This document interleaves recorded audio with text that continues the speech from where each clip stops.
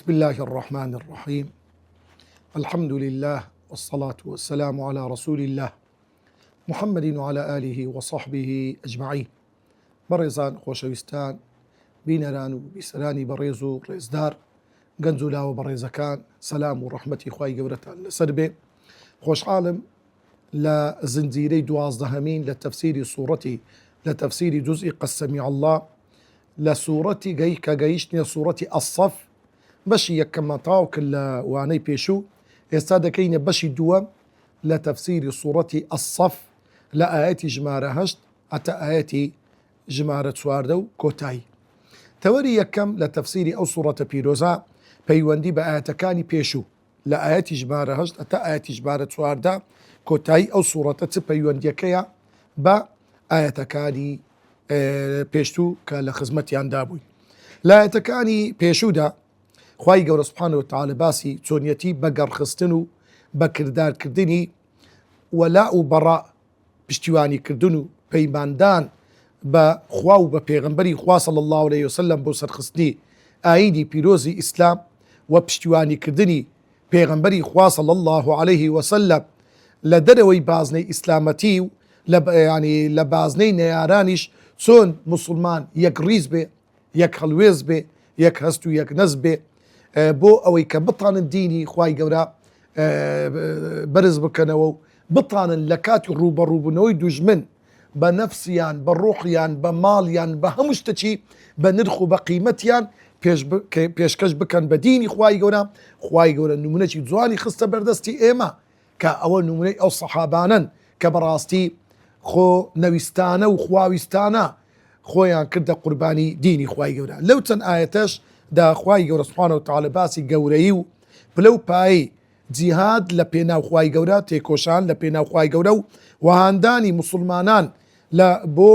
ئەو فەرزە گرنگە، بۆ ئەو داواکاری خوای گەورە کە مسلمان لە پێناوی خوای گەورە پشتیوانی خوای گەورە بۆ بڕوادارانی ڕاستەقینە لە پێناو دینی خوای گەورە شوێن کەوتنی پێغەمبەری خوا صلی الله علیه وسلم بتانن کەوا پلەپایی ئەو فەرزە بۆچی خوای گەورە جیهادی داناوە بۆ ئەوەی کەوا هەمیشە و بەردەوام دینی خوای گەورە بەرز و شەکاوە بێ، بۆ ئەوەی کەوا مسلمانە کافرەکان و بێدین و ئەوانەی کەوا مولحیدن ڕزگار بکرێن لە بێ ئیمانی لە کوفر، بۆ ئەوەی بێنە ناو بازنەی ئیسلام و پشتیوانی لە خوا و لە پێغەمبەری خوا صلی الله علیه وسلم بکەن. تەوەری دووەم مانای وشەکان لیوطفئوا و تا بکوژێنەوە لە ناوی ببەن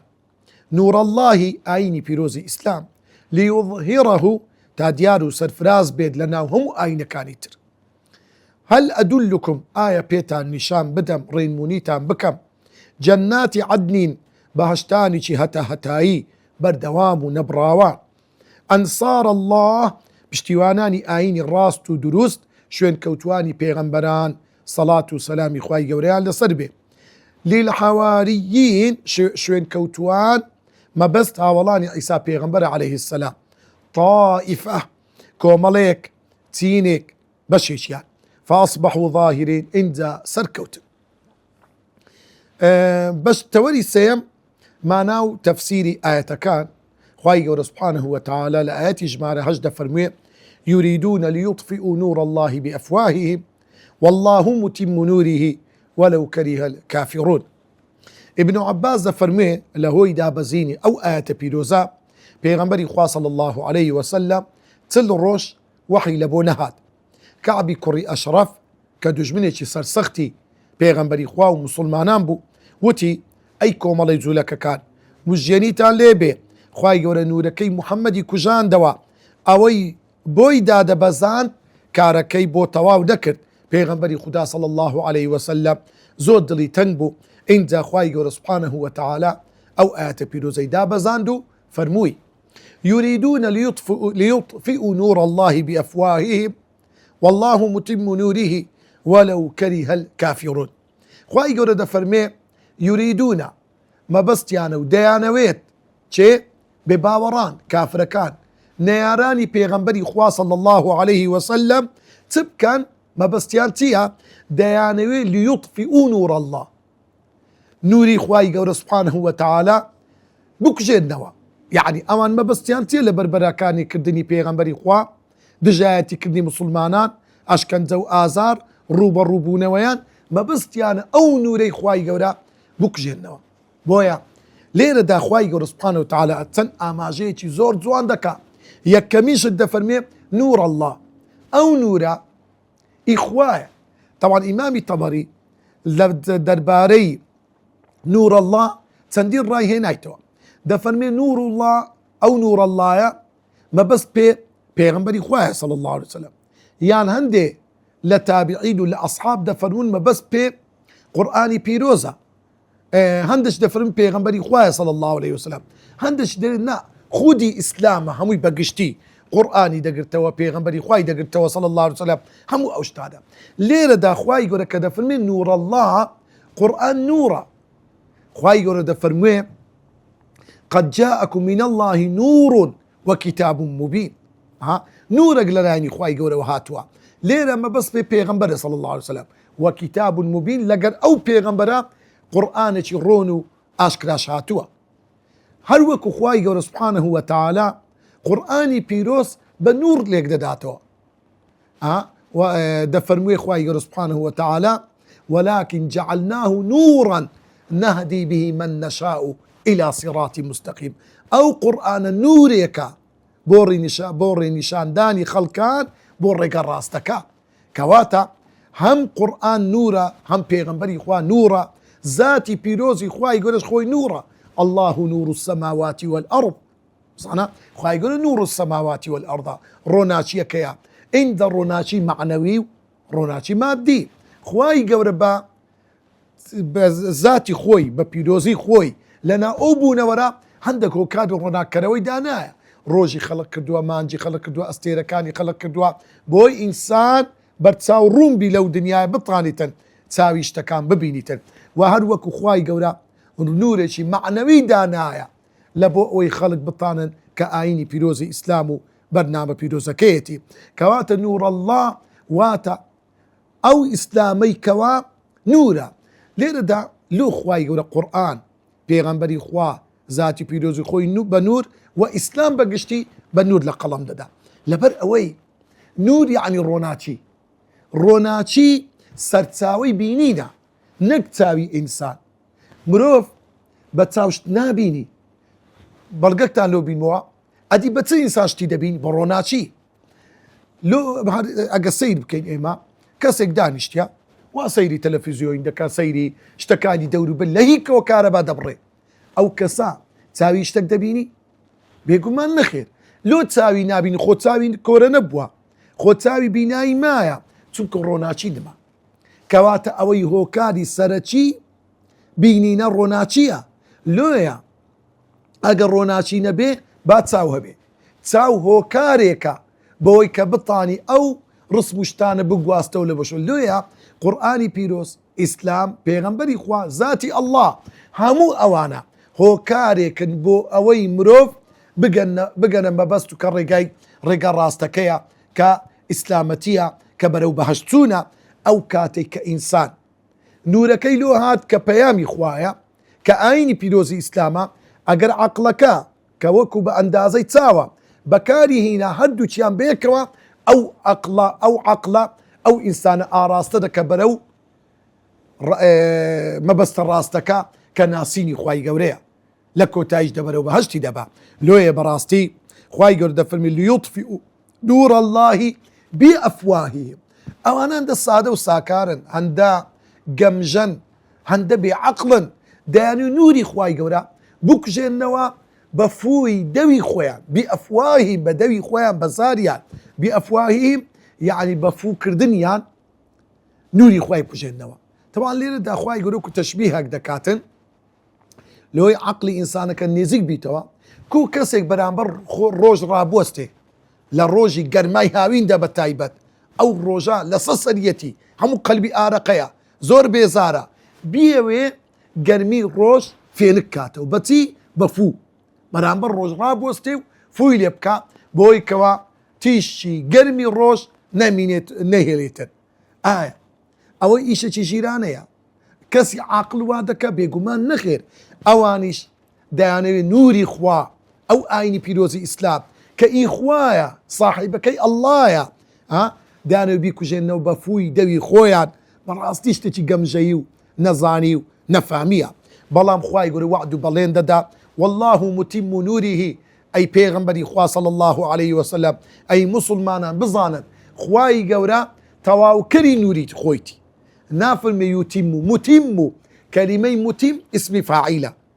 لە تەممەی هاتووە خوای گەورە تەواوکەری نوری خۆیەتی بزانە کەلیمەی ئیتمام واتە کۆتایی هاتن بە شتێک یعنی خوای گەورە ئەو قورئانە پیرۆزە بە تەواتی لۆ پێغەمبەر دەنێری صلی الله عليه وسلم و پێغەمبەری خوا ئەو مەهام و ئەرکەی کە بۆی هاتووە ئەویش دەگاتە مەبەستی خۆی بالفعل پێغەمبەری خوا صلی الله عليه وسلم دوای ئەو هەموو پیلانە دوای ئەو هەموو کوشتن و دوای ئەو هەموو محاولەی کوشتن و دوای ئەو هەموو ڕوبەڕووبوونەوەیە خوای گەورە پێغەمبەری خوای هێشتەوە بە ڕوحی خۆی یعنی بە مردنێکی ئاسایی پێغەمبەری خوا لە ناو جێ و بالینگان و لە ناو باوەشی خاتو عایشە وەفات دەکات لەو کاتەدا پێغەمبەر وەفات دەکات کە فەتحی مەککەی کردیە کە ئیسلام تەواو باڵا دەستە کە حوکمی قورئان لە پانتایی ئەو شوێنانەی کە موسڵمانانی لێبوو بەڕاستی سەروەر بوو قورئان حوکمی دەکرد لێ والله متم نوره خوای گەورە تەواوکەری نوری خۆیتی ئەوەش وعد و بەڵێنەکە کەوا حتا ڕۆژی قیامەتێ هەر دەبی ئەو ئیسلامە ببینێتن وەکو پێغەمبەری خوا دەفەرمێ صلی الله عليه وسلم دەفەرموێ لا يزال هذا الدين ظاهرا بەردەوام ئەو ئاینی پیرۆزی ئیسلامە ئاشکرا دەبی هەمیشە و بەردەوام دەسەزاری خەڵکان دەبی بعز عزيز أو بذل ذليل عند بعزة دڵخۆشی ئەوانەی کە دڵیان پێخۆشە یان ئەوانەی سەرشۆڕ و زەلیلن دڵیان پێتەنگە ئەوە دینی خوای گەورەیە خوای گەورە تەواوی دەکات وەلەو کەریهە الکافرون ئەگەر کافرەکان بێ باوەڕەکان پێشیان ناخۆش بی ئەوە خوای گەورە دینی خۆی هەر تەواو دەکات و دەیگەیەنێتە مەبەست و کەوا حکمکردنە بەو دینەی خوای گەورە اینجا خوای گەورە دەفەرمێ هو الذي أرسل رسوله بالهدى ذاتي الله ذاتی پیرۆزی الله ئەو خوایەیە ئەرسەل ڕەسوولەه پێغەمبەرەکەی خۆی ناردووە بالهدى بە هیدایەت معنەتە بالهدى واتە بە پەیامی خۆی هیدا بالهدى هدى معنەی چییە واتە بەرنامەیەک کە ڕێنیشان دەرە بەرەو ئاراستەیەکی ڕاست و دووست و چاک و دینی الحەق و دینێکی ڕاست باشە لێرە کەسێک پرسیار دەکات هودا چییە دین الحەق چییە دین گشتگیرە هەموو شتەچی دەگرتەوە بەڵام بالهودا واتە بەو قورئانە کە پەیامی خوای گەورەیە لێ ئەو ئاەتە بەڵگەیەکە کەوا قورئان بەتەنها ئیش بە قورئانکردن ناکرێ لێ پێغەمبەری خوا دەفەرمێ صلی الله عليه وسلم ئەلا إني أوتيت القرآن ومثله معه ئاگادار بن من قورئان من پێبەخشرایە بەڵام لە پاڵ قورئان لەگەر قورئان هاو شێوەی قورئان وحیەکە هەیە ئەویش کەوا فەرمودەکانی منە سنەتەکانی پێغەمبەرە صلی الله عليه وسلم ئەو دووە هەردووچیان پێکەوە دەبنە بەرنامەیەکی و بەرنامە و دەستور و یاسایەکی تەواو لە بۆ موسڵمانان خوای گەورە دەفەرمێ ئەقیموا الصلاة ئاەتی قورئانە بەڵام وردەکاری نوێش لە سنەتی پێغەمبەر صلی الله عليه وسلم ڕوونکرایتەوە وەکو دەفەرمێ صلوا كما رأيتموني أصلي اینجا هەموو عیبادەتەکان هەموو معاملەتەکان هەموو کاروباری ژن و ژن خوازی هەمووی لە فەرمودەی پێغەمبەر صلی الله عليه وسلم ڕۆبیتەوە لێیە خوای گەورە پێغەمبەری ناردووە بالهودا بە ڕێگایەکی ڕاست و دروست کە قورئانە و دینی الحەق و ئەو ئیسلامەتیەی کەوا دینێکی ڕاست و دروستە ليظهره على الدين كله بۆ ئەوەی ئەو ئاینی پیرۆزی ئیسلامە زاڵبی ئاشکرابی بەرز بیتەوە على الدين كله لەسەر هەموو دینەکانی تر یعنی بۆ ئەوەی ئاینی پیرۆزی ئیسلام بگاتە لووتکەی تەواوی ئەو کاتەدا زاڵ دەبێتە ئاینێک دەبێتە بەرنامەیەک بۆ بەڕێوەچوونی تێگڕای ژیانی مرۆڤ و مرۆڤایەتی خوای گەورە دەفەرمێ اليوم أكملت لكم دينكم وأتممت عليكم نعمتي تەواو لە کۆتا ساتەکانی ژیانی پێغەمبەر صلی الله عليه وسلم لحجة الوداع كحج مال آوائي پیغمبرا خواهی گوره دفرمي آقادار بن لو رو بدواوا أمن ديني خوم تواو كل بوتان وأكملت اليوم أكملت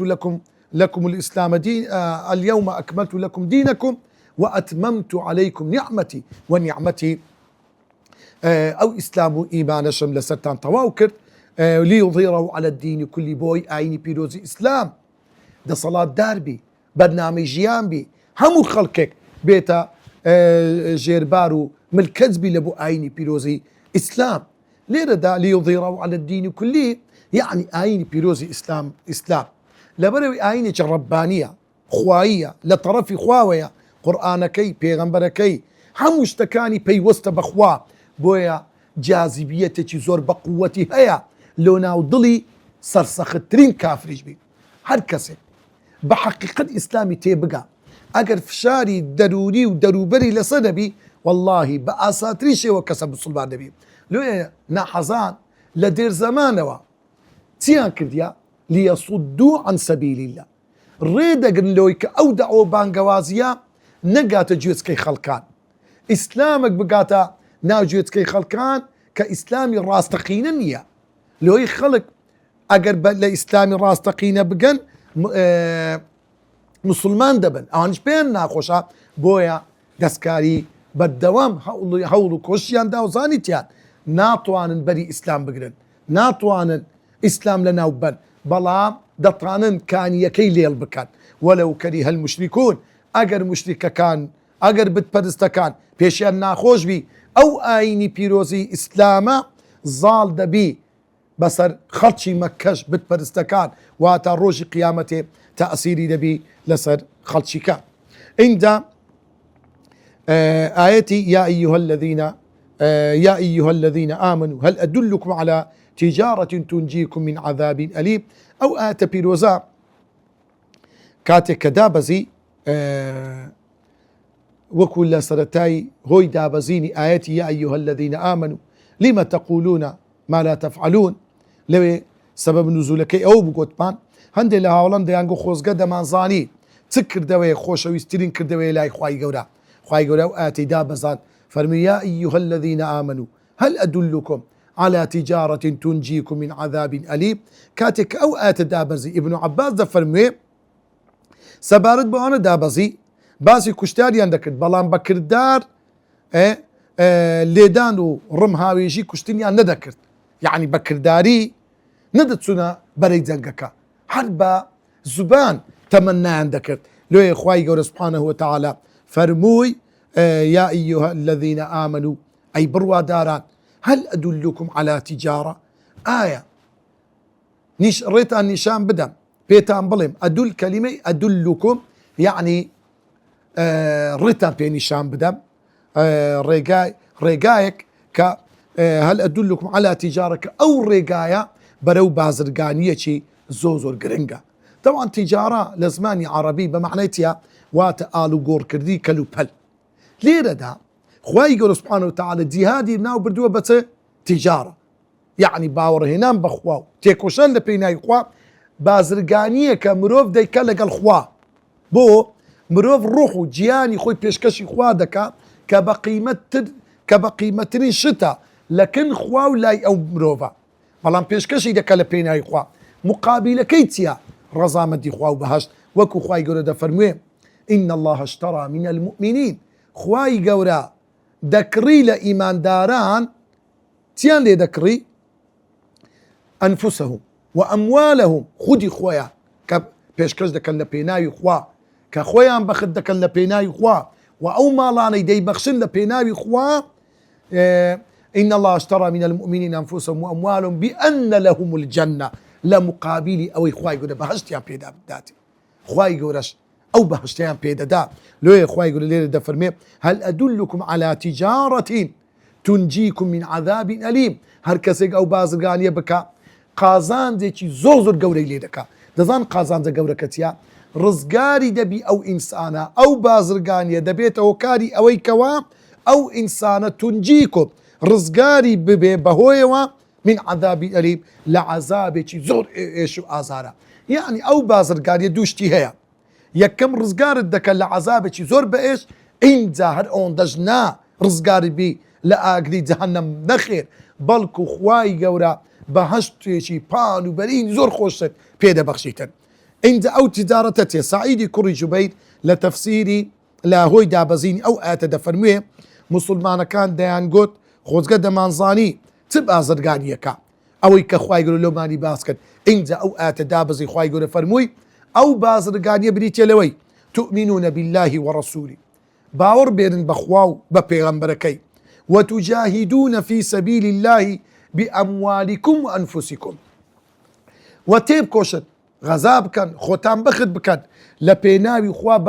بە ماڵ و سەروەت و سامانەکانتان و بە خودی خۆتان لە بەرەی جەنگەکان بەشدار بن ئەگەر واتان کرد ذەلیکم خەیڕ لەکم. بەڕاستی ئەو کردارە ئەو کارە کارێکی زۆر زۆر چاکە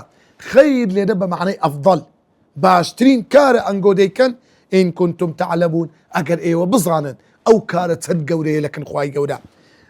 پاداشتەکەی چییە؟ یەغفیر لەکم ذنوبەکم خوای گەورە لە گوناحەکانتان خۆش دەبی ويدخلكم جنات تجري من تحتها الأنهار وخواي گەورە دەتان خاتە ناو بەهەشتێک جەنات چەندین باخ و باخاتێک تجري من تحتها الأنهار کە لە ژێردار و لەسەر خاکەکەی چەندین ڕووبار لێی دەڕوا ومەساکینە طەیبە و چەندین خانوو باڵەخانەی زۆر زۆر خۆش. کەلیمەی طەیب یعنی خۆش جوان پاک ومەساکینە طەیبەتەن یان ئەو کەسانی لە ناو خانووەکە لەگەڵتان دەژین لە حوور العینەکان لە ویلدان مخەلەدون کەسانی پاکن لە دەمیان لە بۆنیان لە هەرسوکەوتیان هەموو شتەچیان زۆر پاک و ڕێک و پێکن. ئەو ئافرەتانی وەکو حوور العین دەتاندرێتە فی جەناتی عەدن لە بەهەشتانێک لە چەند بەهەشتێک لە چەند باخ و بەستانێک لەو بەهەشتێکەوە عەدن. کەلیمەی عەدن لە زمانی عەرەبی یعنی هەتاهەتایی یعنی مقیم. ذلك الفوز العظيم بەڕاستی ئەو بردنەوەیەکی گەورەیە هەم لە دنیا خۆت بەخت دەکەی لە پێناو بەرزکردنەوەی دینی خوا ئەجەگە دینی خوا سەرکەوت ئەوە بەڕاستی گەورەیەکی زۆر گەورەیە لۆ ئەو کەسەی بەشداری ئەوەی کرد کە دینی خوا سەربەرز و ئاڵای لا إله إلا الله شەکاوە بی. ئینجا خوای گەورە دەفەرمێ وأخرى تحبونها شتێکی تر هەیە جگە لەو نیعمەتانەی کە لۆمان باسکردن کە ئێوە زۆرتان پێخۆشە تحبونها تامەزرۆن زۆر حەزی لێ دەکەن. ئەوی چییە؟ نەسڕ من الله سەرکەوتنێک لەلایەنی خواوە لۆتان بێ بەهۆی ئەو خۆبەختیەی ئێوە لە دنیادا ئاینەکەتان پێغەمبەرەکەتان صلى الله عليه وسلم واتە ڕۆژی قیامەت لە پێناو دینی خوای گەورە سەرکەوتن بەدەست بینن وفتح قەریب واروەها ئازادکردنێکی نزیکتان لە پێشە کاوا بەهۆی ئەو غەزا و جیهادێک کە دەیکەن بەردەوام و هەمیشە ئەویش مەبەست لێرەدا وەکو زانایان دەفەرمون ئازادکردنی شاری مەککە بوو. وبەشیر المؤمنین ئەی پێغەمبەری خوا صلی الله علیه وسلم مژدێنی بدا بەو ئیماندارانەی لەگەڵتن کە زۆر دڵتەنگ بوون لە سوڵحی حودەیبیە دڵیان زۆر تەنگ بوو ئەی پێغەمبەر خۆ مژدێنیان پێ بدە ڕۆژێک دادێ لە نزیکترین کات کەوا فەتحی مەککە دەکرێت سوڵحی حودەیبیە لە ساڵی 6 بوو کە چەند 4 بەند بوو هەتاری بڕاستی بە تایبەتیە کەچیان زۆر لە بەرژەوەندی بێباوەڕەکان بوو مسلمانان زۆر دڵی پێتەنگ بوو دڵیان پێتەنگ بوو بەڵام پێغەمبەری خوا قبولی کرد. خوای گەورە دەفەرمێ وەبەشیر المژدێنی بدە بە ئیمانداران بەوەی کەوا شاری مەککە ئازاد دەکرێت. یا ئەیها الذین ئامنوا ئەی بڕواداران بۆ ئەوی خۆتان ئامادە بکەن بۆ ئەو غەزایە بۆ ئەو جیهادە بۆ ئەو تیجارەتە گەورەیە ئێوە كونوا أنصار الله دەبی ئێوە ببنە خەڵکانێک ئەنسار الله. کەلیمەی ئەنسار یعنی پشتیوان ئێوە ببنە پشتیوانانی خوای گەورە. خوای گەورە چ پێویستی بە پشتیوانی عەبد و بەندەی خۆی واتە ببنە کەسانێک کە ببنە هۆی ئەوەی ئاینی خوای گەورە سەر بخەن بە هەوڵ و کۆششتان بە خۆبەختکردنتان کەما قال عیسی بن مەڕیەم هەر وەکو عیسای کوڕی مەڕیەم لەو کاتەی جوولەکان تەنجیان پێ هەڵچنی گەمارۆیاندا ویستیان بیکوژن پەنای بردە بەر حەواریەکان واتە ئەو کەسانی لە دەوری بوون لە قوتابیە نزیکەکانی كما قال عيسى بن مريم للحواريين من أنصاري إلى الله ڕووی لە قوتابیە نزیکەکان ڕووی لە هاوڵە نزیکەکانی کرد و وتی من أنصاري إلى الله شيا كوملي بشتيوان وسرخري من بي إلى الله واتا آماده بي دنيا بدي بيلي برو خوابتي إلى الله لو جهاد وغزا كردن لبيناي خواب واتا واسينان لدنيا رويشتنا برو خواي قول سبحانه وتعالى. قال الحواريون نحن أنصار الله هندي لقتابي نزيك كاني وتيان إما بشتيوان وسرخري آيني بيروزي خواي آيني بيروزا كتي إما سر الدخين بوي آيني بيروزا كت دين الراستقين كي تو سر بخين أي عيسى. فآمن الطائفة من بني إسرائيل كوملك لو حوارياني كالقل نخلشي نزيتشو يعني هاولي زون نزيتشي عيسابون باوريان هنا بو قساني عيسى بيغمبر بو جياد غزا وبو دفاع كردنو بشتيواني كردن لا عيسى بيغمبر ديني أو كاتي عيسى بيغمبر وكفر الطائفة هندق لبني إسرائيل يكانش بباوربو قلت يا بابا أما بقرت كتيني أي عيسى لو إني خو ما بقربان كريم والله ما بروا من بو ديني نية خو ما بكجين. فأيدنا الذين آمنوا على عدوهم لو كاتدا أواني كوا أقر ريجشيان كبو بلام بشتيواني ديني خواو بشتيواني عيسى بيغمبر وكتيبه كي عيسى بيغمبر يانكرت مجبهوي أو آمد باشي أوان. فأيدنا الذين آمنوا ما بشتيواني وان ما كرت كلمة تأييد يعني بشت أستور كردن. فأيدنا الذين آمنوا على عدوهم أو باور دارانا مان بشت أستور كرد بشتيواني مان ليه كردن سر مان خستن على عدوهم لسدج من كانيان فأصبحوا ظاهرين بهوي أووا بهوي أو خو بخد كردنو سر بشتيواني ليه كردنيان سر برزبون أينكيان ماوا بهمي شيء رزقاريان كديني دينكي أو كاتيان درباس كرد لا فوتان لو عيسى بيغمبريش عليه السلام دواي أوي كأوان نيانطاني درقتي دجمنا كان نهاتن بلام خواي يقول سبحانه وتعالى عيسى بيغمبري برز كردوا بو آسمان بوي كوا نكوت دستي جولك كان عيسى بيغمبر حتى استا حتى روجي قيامة دميني توا لروجي قيامة دادا بزي تولي توارم سودو بنده هالانزرا وكان يوتسن آية بيروزا يكم هميشه بباوران نيازو مبستيان خراب وبيسا برامبر بآيني بيروزي إسلام أولا دستيان بيت أقر بوشي تشيش بيت دجايتي آيني بيروزي إسلام دكان هم بأفواههم دائما أوان بغيرة روبرو كم واي بطانن روبرو مسلمان بنوا زيادة زمان يندريجا لو كاتي كوا دستو دا صلاة ينهبي خالي دوم سركوتنو دواروش تنهابو راستيو دات بروريا خداي قولا دا صلاة يشي دات برور راجي دكات أقر بباور يجبيت بلام دا صلاة يشي استمكان لناو دبات أقر مسلمان يجبيت خالي سيم بهش كالايتي بدرخي خداي قوريا بويا نشاني بندكاني دادات چه كرياليتي چه انبازرقاني لقل خواي قورا دكات يعني هرزان فروشيناك خواي قورا دبيشتشي بيش كجكي أو زخوا بهشت الداتي خالي تارم خوشتني شد لاي مروف لروجي دواي الرزامندي خواي قوريا بويلي خوشبوني قناها كاني آرامي دلو درونيتي هروق أمانه كاري بختوري مروفن خالي بينزم مسلمان بسركوتني آيني خواي قورا مجيني كاني قرآني بيروزو بيغمبري خوا صلى الله عليه وسلم دلشادو كامرانا شانازي برابردو خوي دكات تاورواني رحمتي بسنوري خواي قوري دكات خالي ششم شوين كوتوي بيغمبران سلامي خواي قوريان لصبي واتا شوين كوتني برنامج خواي قورن چونك بيغمبران تاكو تاي نامينن بلام خواي قورو آينكي هميشه وبردوام دمينت يعني تمشي موقفي إمامي أبو بكر إمامي عمر أهنا الرويش وفات ينكر بلام هلو يستكان ينبرا لبو إسلام حتى روجي قيامتي دميني خالي حفتم خلق دواء عيسى بيغمبر عليه السلام بو نسيتي هندي كان وتيان عيسى خوابوا فنا بخوا كاري تواوبو برزبوا وتيان كري خوابو خداي باوك بو خوي برديوا فنا بخوا ايمي مسلمان او دلين كخواي يقول فرميتي وقولهم إنا قتلنا المسيح عيسى ابن مريم رسول الله وما قتلوه وما صلبوه ولكن شبه له اوان قوتيان جولكان عيسى كشت كعيسى كشرا دين كشي تواوبو وما قتل ولم لراسي داعي أوان نيطوان عيسى بيغمبر بكجن وما صلبوا لسيدارشيان ندى ولكن شبه لهم بلكو كسي اشترها تسر شيوي عيسى بيغمبر وإن الذين اختلفوا فيه لفي شك منه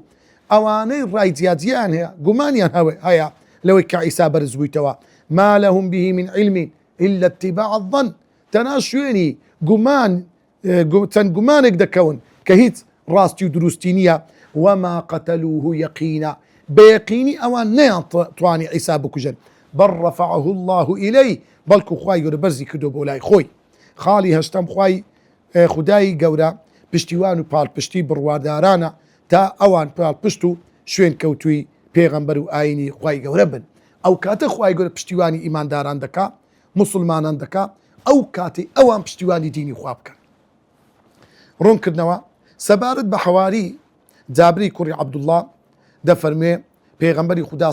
صلی الله عليه وسلم لە دەنجی خەندەقدا فەرمووی چێ هەواڵی بینی قوڕەیضەم بۆ دێنی زوبەیری کوڕی عەوام وتی من بە ئەسپەکەی ڕۆیشت هەواڵەکەی بۆ هێنا و هاتەوە بۆ جاری دووەم پێغەمبەری خدا صلی الله عليه وسلم هەمان قسەی کردەوە دیسان زوبەیر وتی ئەبن دەچم ئەی پێغەمبەری خوا بۆ جاری سێیەم پێغەمبەری خوا صلی الله عليه وسلم سێبارەی کردەوە فەرمووی چێ دەچی هەواڵی بەنی قوڕەیضەم لۆ دەینی دیسان زوبەیر گوتی ئەمن دەچم ئەی پێغەمبەری خوا صلی الله عليه وسلم اینجا پێغەمبەری خوا فەرمووی لكل نبي حواری هەموو پێغەمبەرێک چەند کەسێکی نێزیکی هەیە پشتیوانی لێ بکە و حەواریی بەڵام حەواری من الزبير بن العوام زبەیری کوڕی عەوامە ڕەزا و ڕەحمەتی خوای گەورەی لەسەر بێ مسلمانان لەو چەند ئاەتە یەک هەڵوێستمان هەبی لۆ بە کردارکردنی ئەو ئاەتانە لە ژیانی ڕۆژانی خۆمان ئەوش یەک خاڵی دەخەمە بەرچاویەوە هەمیشە و بەردەوام پشتیوانی دینی خوا بە هەمیشە و بەردەوام لە هەر مەجلیسێک دانیشتی لە هەر شوێنێک بوو نەکەی بێدەنگ بی ئەگەر هیچت نەزانی هیچت پێ نەکرا لەو مەجلیسانە دامەنیشە هەمیشە و بەردەوام دیفاع لە دینی خوا بکە نەکەی بێدەنگ بی ئەگەر هیچ نا دامەنیشە لە مەجلیسێک کەوا سوکاتی بە دینی خوا بکرێ ئەوە موقیفەکی زۆر گەورەیە لە ڕۆژی قیامەتێ بەو موقیفە ڕەنگە خوای گەورە شانە خوای گەورە مباهال لەسەر مەلائیکەتەکان بکە شانازی لەسەر مەلائیکەتەکان بکە ئەو عەبدەی من لە کاتێکی زۆر سەرسەخت و ناخۆش بەڕاستی تانی دینی من سەر بخات لۆیە دینی خوا ذاتی پیرۆزی خوا لە هەر شوێنێک خوا نەخواستە نەعوذ بالله سوکایەتی بەخوا کرا بێدەنگ مەبە قورئانی پیرۆز لە هەر شوێنێک سوکایەتی پێکرا نەکەی بێدەنگ بی پێغەمبەرانی خوا فریشتەکان بنەماکانی دین نەکەی لێی بێدەنگ بی بەڕاستی ئەو خاڵێکی زۆر گرنگە هەمیشە و بەردەوام ئینسان خاوەنی هەڵوێز بی پشتیوانی دینی خوا بکە خوای گەورە پشتیوانیت دەکاتن وصلى الله وسلم على سيدنا محمد وعلى آله وصحبه أجمعين